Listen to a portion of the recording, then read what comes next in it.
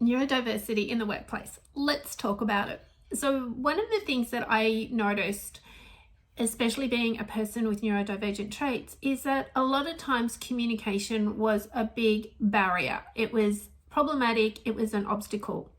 Now, the way I like to look at obstacles is they're opportunities to grow, to make change. But both parties have to be willing to come together and have a discussion to find out what changes could happen. So when I used to sit in an open office area, one of the biggest problems I had outside of the lights being so bright, so I used to come home every day with headaches because of my light sensitivity. One of the other things was that there were so many conversations going on around me that I could hear every single conversation. And so I then spoke louder when on the phone, because my job was on the phone. I would speak louder on the phone, which then disrupted other people. So sometimes people would complain, say, Jackie's really loud, like when she's talking, she's really loud. But that was because I couldn't hear myself over the rest of the workplace. And I said, well, I'm just speaking so the person can hear me clearly, which they've asked me to speak up. And secondly, I can't hear myself speak properly because there's so much noise going on around me, which then was deemed to be by management at times that I was being problematic. I wasn't trying to work cohesively as part of the team in that environment, that I wasn't choosing to be adaptable in lowering my voice. So once again, I can take things extremely literally. So I said, all right, well, I will do my best on my calls to lower my voice. What then happened was that the people on the other end of the phone were saying, I can't hear you. Can you speak up? And I said, I'm sorry, I'm speaking as loudly as I can. I'm in an open office area. They're like, well, can't you take this call somewhere else? And the thing was, I was missing a lot of what they were saying as well because of the noise around me. So the people that shared the office space with me often went out on home visits and, meetings and things like that. So they weren't always sitting at their desk, whereas I was at my desk all day. That was my job, sit at the desk, on the computer, on the phone.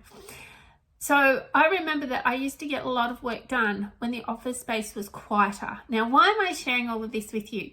Is because when you work with a team of people and you might be hiring a team and they're all sitting in this one office space or in a shared office space, it's really important that you match people up to the right people in the right space. And one of the things is that I'm aware that if there's a lot of background noise, so what people term as background noise, for me, that's in the forefront. So it's like I've got 5 people talking to me when I'm trying to talk to one, and it's very distracting because I pick up words from different people. But that's how my brain works. So I have had workplaces that have actually understood that. But when I've gone to work with businesses on this type of thing, I've looked and I said, how do your team feel about the fluorescent lights? Is everybody okay with that? Well, what do you mean? They're just lights. No, is everybody happy with the fluorescent lights because they can be too bright for some people? Didn't even think about it. How are your people feeling when it comes to the noise? Are you noticing some staff will put on a headset, or even when they're not on the phone, they will have like earbuds in or something and they're listening to something else? Have you noticed that? Actually, yes, we've got a couple of people that do that, and then they seem to zone out a bit. So we actually have to tap them on the shoulder to get their attention. And I said, yes, because that is part of their coping mechanism in their workplace. So if you would like to learn more about how to create an inclusive work environment for your whole team, and here's the thing, here's the way we work. We don't just focus on neurodivergent traits. We focus on everybody's traits. Like, what is it that brings out the best in every person? That's what we want to know. We also want to know the challenges of what's going to impact their productivity and enjoyment of the job.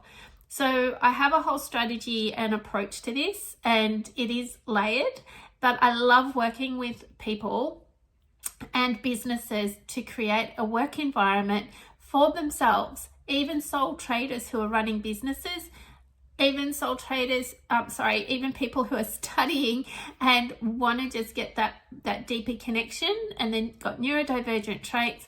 We come up with the strategies that are right for them. So my process is very much unique to the individual. That's a huge part of the process. It's actually unique. And we want to embrace and get out the best traits, the best strategies, and have multitude of them so a person can choose. So for example, sometimes music works for me to calm me down. Other times I've got to move, I've got to keep my body moving.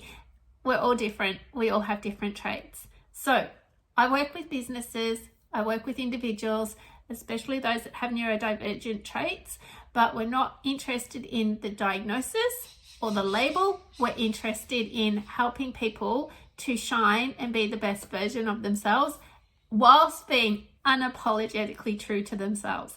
So reach out and let's connect to learn more.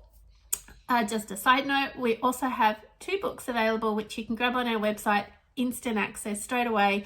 The link is in comments, it's in descriptions, wherever you're seeing this. You might want to grab one or both of our books, Neurodiversity in the Workplace and Embracing Me, which talks about autism and ADHD. It's coming from a place of empowerment. It's coming from a place to connect with purpose and have long-term success. So thanks for listening, thanks for watching, and remember to like, follow and share for more details and staying up to date with living with neurodiversity, working with people who are neurodivergent, and being your unapologetic self.